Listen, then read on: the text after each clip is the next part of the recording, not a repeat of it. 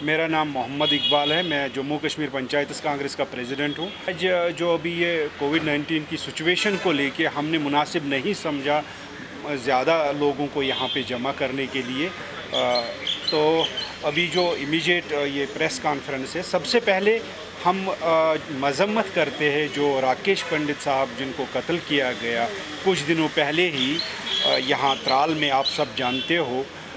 हमारे हिसाब से हम मानते हैं कि ये डबल मर्डर है। ये एक तो उस डेमोक्रेटिक इंस्टीट्यूशन की इफ़ादियत को ख़त्म करने या कमज़ोर करने की कोशिश है जो म्यूनिसिपल कमेटी का है, और दूसरा जो हमारा सेक्युलर फैब्रिक है यहाँ पे जम्मू कश्मीर का, जिसको 1990 से डेंट लगा हुआ है, उसको फिर एक बार यहाँ पे जो पंडित लोग आए हैं डेमोक्रेटिक इंस्टीट्यूशंस में हिस्सा लेकर यहाँ पे बसने लगे हैं, उसको फिर एक बार डेंट दिया जा रहा है, उसको फिर एक बार कमज़ोर करने की कोशिश की जा रही है।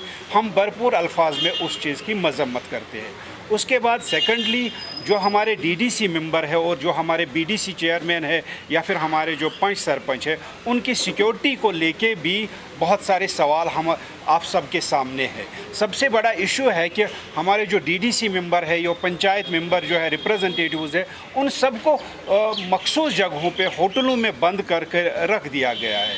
हम गवर्नमेंट से सबसे पहले डिमांड करते हैं कि उनके लिए एडिक्वेट सिक्योरिटी का अरेंज किया जाए, ताकि जिस तरह जैसा कि जो सबसे बड़ा इंस्टीट्यूशन है यहाँ पे हमारी डिस्ट्रिक्ट लेवल पे ये डीसी साहब का, डिस्ट्रिक्ट डेवलपमेंट कमिश्नर साहब का, या फिर ये तहसीलदार साहब का, या फिर एसपी साहब का, अगर वो फंक्शनल है, अगर उनको बराबर भरपूर सिक्योरिटी मिल जाती है, तो हमारे जो डीडीसी चेयरमैन है, डीडीसी के जो मेंबर है या फिर हमारे बीडीसी के चेयरमैन हैं, उनको कमरों में बंद करके शायद उस इलेक्शन के इफ़ादियत पे सवालिया निशान लग जाता है, जिस इलेक्शन को करने के लिए पिछले बार हमने बहुत कुर्बानियाँ दी है।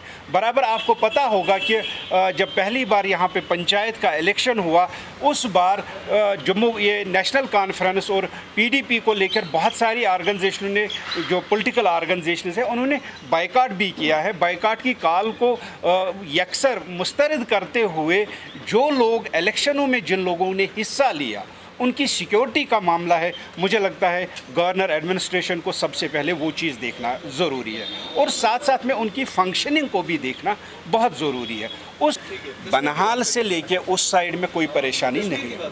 मैं वही, आप जम्मू कश्मीर मत कहिए ना, फिर मैं कश्मीर वैली को, वहीं पे हमारा जो सिक्योरिटी का रीज़न है, राकेश पंडित या उससे पहले चेयरमैन वो सरदार जी हमारे चेयरमैन थे, उनको मार दिया गया। इस तरह बहुत सारे लोग हैं जिनको मार दिया गया।